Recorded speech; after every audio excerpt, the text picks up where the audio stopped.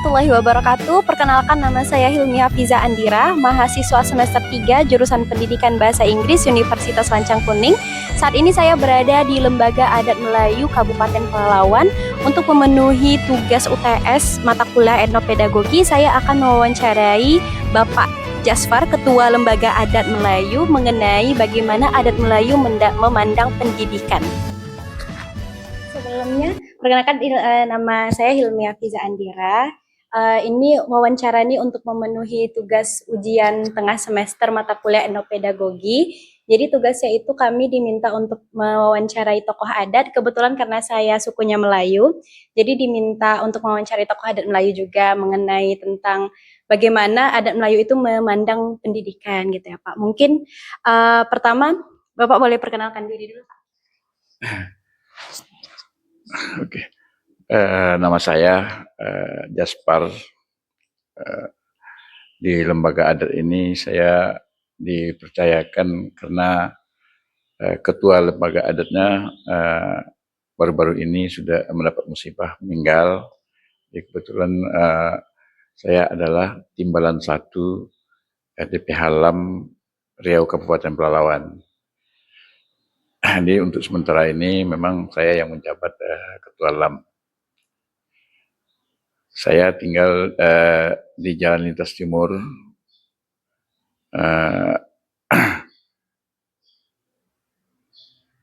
Kemudian saya baru beberapa bulan ini menjabat dan belum mendapat SK, baik itu SK definitif maupun PLT. Jadi walaupun bagaimana kan LAM ini nggak boleh kosong juga. Jadi saya untuk sementara ini dipercayakan untuk memimpin LAM ini. Kita langsung ke pertanyaan pertama aja ya Pak. Jadi yang pertama itu karena kita ini suku Melayu, kira-kira bagaimana adat Melayu ini memandang pendidikan? Kalau di adat Melayu itu gimana Pak? Oke, terima kasih.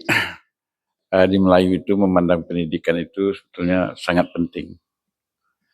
Artinya setiap orang tua wajib mengenyam pendidikan setinggi-tingginya. Karena pendidikan merupakan suatu hal, suatu wadah untuk kita bisa meningkatkan sesuatu, memikirkan sesuatu untuk pemikiran yang kita tujukan. Jadi pendidikan itu sangat penting, makanya di Melayu orang tuanya wajib untuk menyekolahkan anaknya semampunya. Artinya kita juga mendukung program pemerintah untuk pendidikan tersebut. Mungkin itu saja yang bisa saya sampaikan dulu. Berarti kalau di dalam Melayu itu yang bertanggung jawab atas pendidikan seorang anak apakah hanya orang tuanya saja atau melibatkan guru atau dua-duanya atau bagaimana Pak? Pendidikan di Melayu itu melibatkan semua unsur, baik orang tua, guru, pemerintah.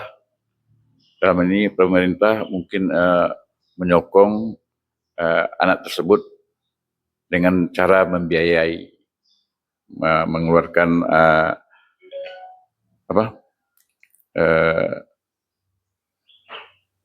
semacam dana pendidikan lah gitu. Jadi pendidikan ini secara kenegaraan, dan tadi saya bilang kan kita ini dari suku Melayu juga mendukung program pemerintah untuk mensukseskan pendidikan. Oleh karena itu semua unsur di dalam hal ini terlibat dalam untuk mensukseskan pendidikan anak itu. Berarti nggak hanya orang tua, nggak hanya guru, tapi pemerintah juga harus turut andil ya Pak ya. Kemudian kalau dari suku Melayu sendiri, kira-kira dalam pendidikan nilai apa yang paling utama, yang paling ditekankan untuk masuk ke dalam pendidikan Pak? Nilai-nilai yang harus ditekankan terhadap anak ini karena Melayu ini adalah orang yang beradat. Jadi terutama anak itu harus beretika lah. etika yang baik, moral yang baik, supaya apa yang diajarkan oleh guru itu bisa masuk ke dalam otaknya gitu. Gitu. Berarti kita mengikut ini ya Pak ya, adab di atas ilmu. Jadi lebih mementingkan etika dan adab dibanding hanya sekedar belajar aja gitu ya Pak.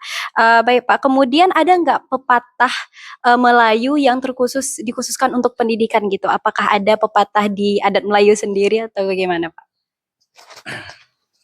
Uh, Kalau saya dalam pepatah ini kurang menghayati lah, kurang mengerti. Tetapi hal itu ada untuk menguatkan supaya anak-anak kita itu ingin atau berkeinginan untuk berpendidikan itu. Dan saya kurang tahu juga tentang pepatah, apalagi yang namanya pantun saya kurang menguasai gitu. Oke, terus. Baik Pak, kalau misalnya seperti upacara adat atau kegiatan adat Melayu yang berhubungan ke arah pendidikan, apakah ada Pak? Adat yang mengarah ke pendidikan itu seperti mengajarkan anak berakhlak baik tentang agama, kemudian di adatnya juga di sini juga diajarkan ada tari-tarian, juga silat, dan lain-lain, banyak lagi yang lain yang dilakukan oleh LAM ini terhadap pendidikan. Dan LAM sendiri bekerja sama dengan dunia pendidikan. Gitu. Kalau boleh tahu contoh kerjasamanya apa Pak? Dengan sekolah gitu atau bagaimana? Contoh kerjasamanya di sini kami di LAM ini mulai dari pemimpin yang pertama sampai dengan saya sekarang ini, itu kami sudah banyak menerima kunjungan-kunjungan dari universitas, dari sekolah-sekolah, terutama sekolah-sekolah tingkat SMA, SMP, itu hampir 3 bulan sekali atau sekarang hampir setiap bulan itu berkunjung ke LAM. Itu berkunjung kegiatannya? Kegiatan yang dilakukan sekolah itu berkunjung sini ya ingin memperdalam seperti apa LAM itu, ada istiadatnya seperti apa, kemudian apa saja yang sudah dilakukan, dan kemudian ya biasanya kalau sudah berkunjung ke sini kami akan berikan oleh-oleh buah tangan seperti buku-buku yang sudah artinya ada beberapa buku yang sudah kami cetak di LAM ini untuk diberikan kepada sekolah-sekolah yang pernah berkunjung ke kantor LAM ini. Baik Pak, kemudian kalau dalam pendidikan sendiri yang namanya anak-anak belajar dan kita kan anak-anak ini kan karakternya berbeda-beda, kadang ada yang melakukan pelanggaran. Kalau dalam adat Melayu sendiri ada tidak sanksi yang memang khusus dalam misalnya dia dalam pendidikan si anak ini dia melanggar gurunya lah gitu atau dia melanggar peraturan sekolah. Kalau dalam adat Melayu sendiri ada nggak sanksi khususnya gitu untuk murid-murid yang melakukan pelanggaran gitu Pak? Kalau di Melayu, orang tuanya menyerahkan anak ke sekolah, itu berarti segala sesuatu halnya harus diikuti oleh anaknya itu. Dan kalau terjadi pelanggaran, sanksinya itu sekolah yang kasih. Dan tidak seperti sekarang yang kita ketahui di dunia pendidikan, kalau ada anaknya kena jewer sedikit, kena tegur sedikit, orang tuanya ngadu ke Polres, ke Polsek, sehingga guru ini untuk dunia pendidikan sekarang ini, guru ini sangat merasa tidak leluasa untuk mengajar anaknya, karena itu tadi, karena beliau juga seorang manusia, jadi beliau ini dalam dunia pendidikan ingin mengajarkan apa ilmu yang didapatnya kepada anak muridnya. Tetapi terkadang terbatasi oleh karena tutur kata sapanya tadi. Karena kalau jangankan dipukul, mulutnya kasar aja sekarang itu mengadu kepada penegak hukum. Jadi kalau di Melayu, kalau seandainya anaknya itu kena hukum di sekolah, kalau anak itu mengadu kepada orang tua, pastilah anaknya dihukum lagi. Nah, itulah sanksinya gitu. Mungkin itu aja. Nek. Berarti pokoknya menyerahkan semuanya ke guru dan sekolah gitu ya. Karena kita udah mempercayakan menitipkan anak ke sekolah, berarti ya kita serahkan semua ke sekolah gitu ya Pak ya. Oke, kemudian sekarang ini kan kita tuh udah sampai di zaman teknologi kan Pak. Kita tuh mau menolak teknologi pun mustahil. Nah itu bagaimana kalau menurut Bapak bagaimana perubahan zaman dan teknologi ini memengaruhi cara masyarakat dalam belajar Pak? Eh, Sekarang kan zamannya digital, gadget. Saya rasa kita tidak bisa meninggalkan zamannya ini. Karena zamannya itu ada masanya eh, dan kita harus mengikuti zaman kalau ingin maju gitu. Jadi eh, terkait dengan zaman sekarang, artinya walaupun zamannya ini cepat berubah, terkadang berita yang jauh bisa terasa dekat gitu kan. Contohnya kejadian sekarang ini banjir di Sumbar, di apa kan cepat sampai yang sama kita nih. Jadi sehingga perubahan itu sangat signifikan. Jadi kami berharap dengannya adanya LAM ini, walaupun semaju apa zaman ini kita harus mengikuti dengan tidak meninggalkan adat istiadatnya. Artinya salah satunya tata krama, sopan santun itu merupakan suatu adat juga yang diapakan. Ini tidak boleh ditinggalkan. Walaupun seberapa majunya zaman ini, hal ini tidak akan kita tinggalkan, terutama yang menyangkut kena akhlak. Baik Pak, kemudian tadi kan kita memang udah berada di zaman teknologi tadi kan seperti kata Bapak juga kita nggak bisa mengelakkan, kita ya harus mau nggak mau mengikuti zaman. Kira-kira apa tantangan terbesar untuk mempertahankan konsep pendidikan adat Melayu ini di zaman sekarang tuh tantangan terbesarnya apa Pak? Tantangan terbesarnya terhadap pendidikan Melayu ini terhadap orang-orang Melayu karena kita secara global meyakini bahwa adat istiadat itu sudah berkurang. Jadi upaya kami dalam hal ini,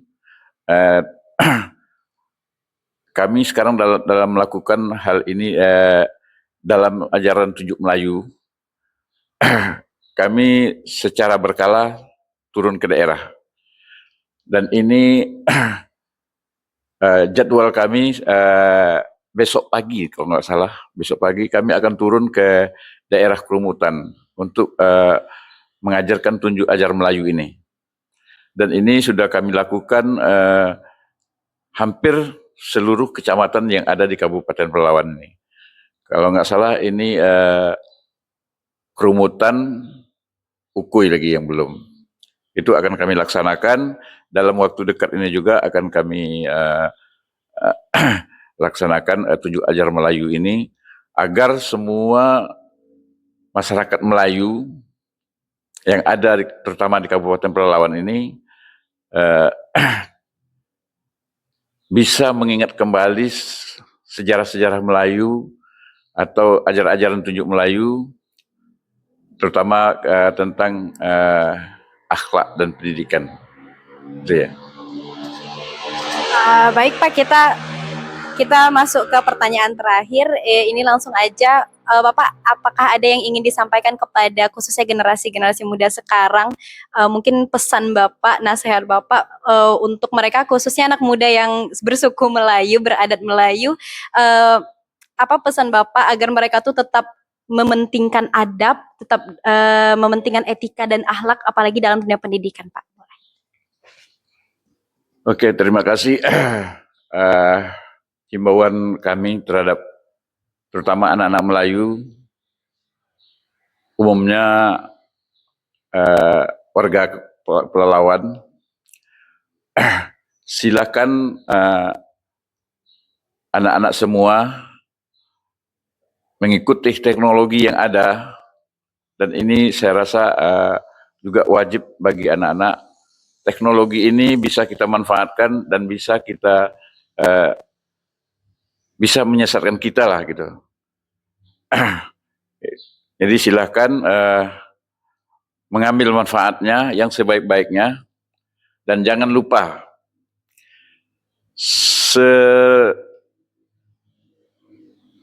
setinggi-tingginya, pepatah mengatakan setinggi-tingginya burung, dia balik lagi ke kandang. Artinya adat ini tidak bisa kita tinggalkan. Silahkan raih pendidikan tertinggi, capai cita-citamu, tapi jangan tinggalkan adat istiadat. Terutama saya menekankan bahwa akhlak itu adalah yang paling tinggi di antara yang paling tinggi. Mungkin itu saja. Baik Pak, terima kasih atas waktu yang sudah Bapak berikan sekarang tentang bagaimana adat Melayu memandang pendidikan. Jadi pada intinya Melayu itu, adat Melayu sendiri itu yang paling mementingkan adab dan etika ya Pak dalam berpendidikan, dan juga tidak membatasi orang-orangnya itu untuk mengikuti zaman, mengikuti teknologi, asalkan mereka nggak lupa dengan adatnya sendiri, begitu ya Pak ya. Baik, mungkin segitu saja wawancara kita hari ini ya Pak. Saya ucapkan terima kasih ya Pak. Assalamualaikum warahmatullahi wabarakatuh. Terima kasih banyak ya Pak ya.